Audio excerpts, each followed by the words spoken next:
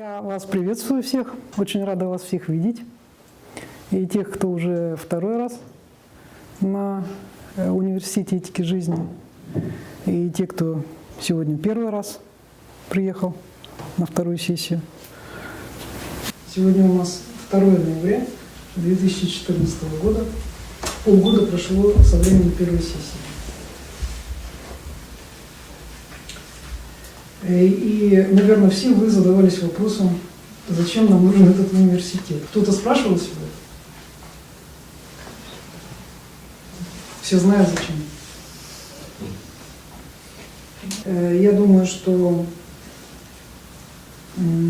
то есть, допустим, сайт, есть книги, есть диски, вот, есть люди, которые читают учения в разных местах земного шара. Но это,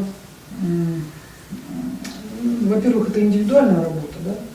И во-вторых, если человек даже имеет группу, и он в этой группе лидер, и он начинает доносить учения до своей группы,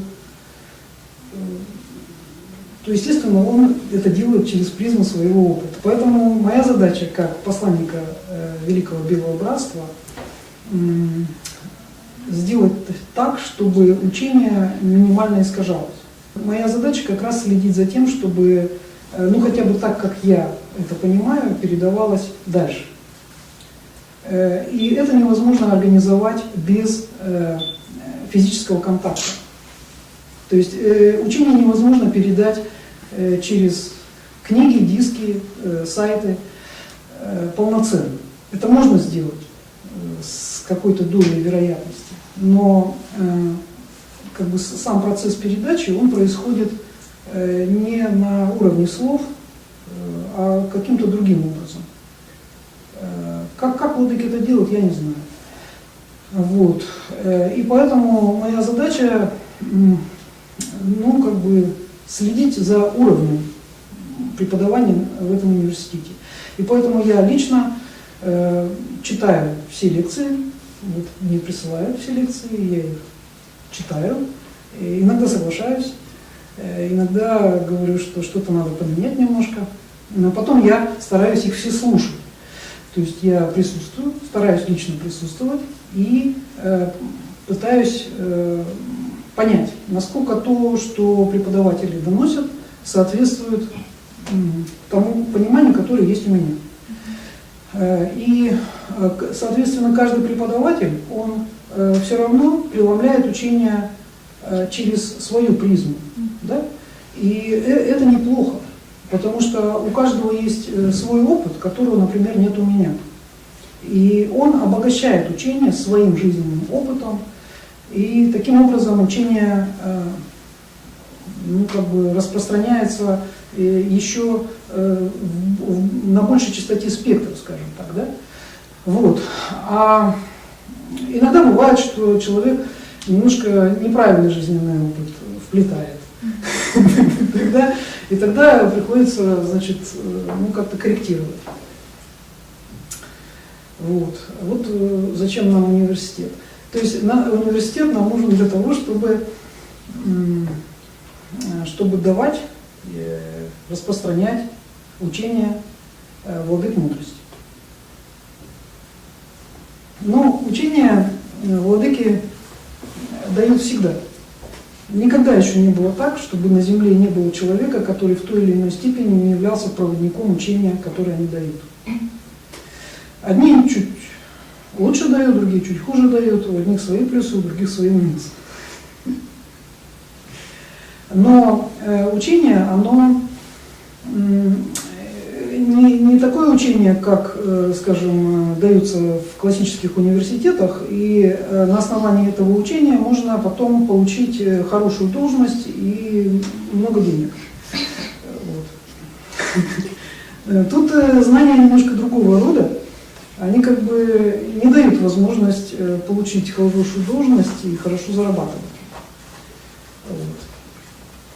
Но эти знания дают понимание процессов, которые происходят на планете, и дают возможность правильно ориентироваться в этих происходящих процессах и, соответственно, принимать правильные решения, делать правильные выборы. И когда мы вот в этом хаосе, который сейчас на Земле существует, можем держать верное направление, то мы обладаем преимуществом перед всеми остальными людьми, которые живут сейчас на земном шаре. И на самом деле это учение, оно в практической жизни помогает только понять, почему с нами происходят те или иные вещи. Но на уровне духа это учение дает нашим душам самое главное, для чего мы приходим в воплощение. Оно дает понимание, зачем, и оно дает спасение душе. То есть если этому учению строго, полномерно следовать, то это дает возможность вернуться к Богу на тонкий план. То есть получить как бы переход на другой уровень сознания, и другому уровню сознания, соответственно, соответствует другая иллюзия, более тонкая и более совершенная иллюзия. То есть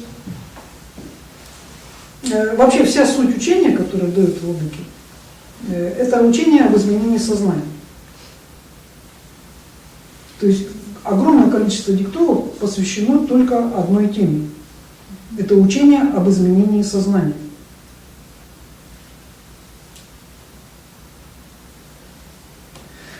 Зачем нам менять сознание? Нам что, плохо живется? Плохо. Эволюционировать мы не можем даже, чтобы изменять окружающий мир. Вот, совершенно точно. То есть каждому нашему уровню сознания соответствует своя окружающая иллюзия. И когда сознание поднимается на более высокий уровень, у, скажем, 1% только населения в какой-то стране, то автоматически вся страна переходит на другой эволюционный уровень, более высокий. Если одна большая страна переходит на этот уровень, то весь земной шар автоматически переходит, потому что это, чем больше страна, тем больше она оказывает влияние на все остальное человечество. Таким образом, самое важное – это наше сознание. Университет призван давать знания системные, то есть системное образование в этой области. Да? Вот поэтому мы здесь и собрались.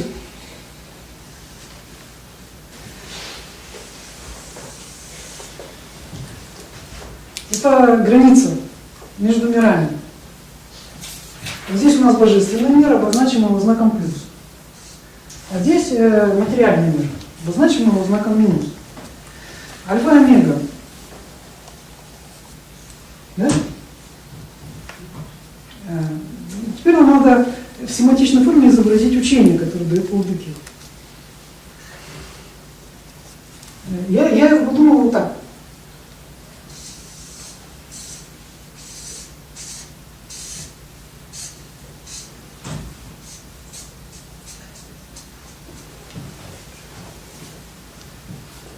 Это корни. А вот здесь вот у нас ствол. Ствол. А вот от ствола отходят ветви.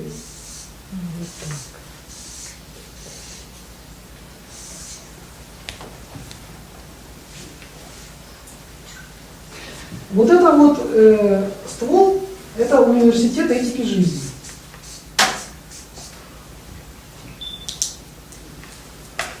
Он как бы питает собой, он берет из корней это учение. То есть он берет это учение, питается им и доносит это учение до ветвей сначала. А ветви это что? Да что, ветви это сервис-центры. Вот. Так Таким образом, Сириус-центры, они берут это учение, которым дерево питается от Бога, да? И как бы дальше в материю проводят это учение. А здесь вот тогда крона. Крона — это листья. Листья — это что? Наши ученики. Это все люди, которые примкнули к этому учению.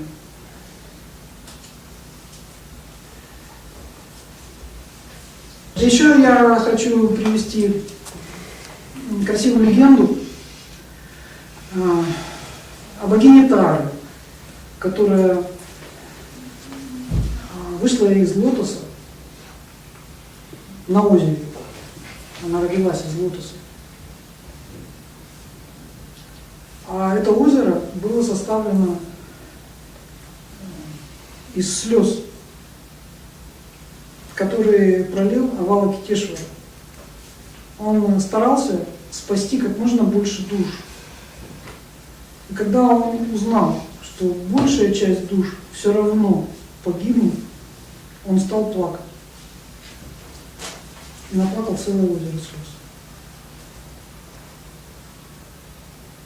Так вот, наша основная задача – это спасти как можно больше душ.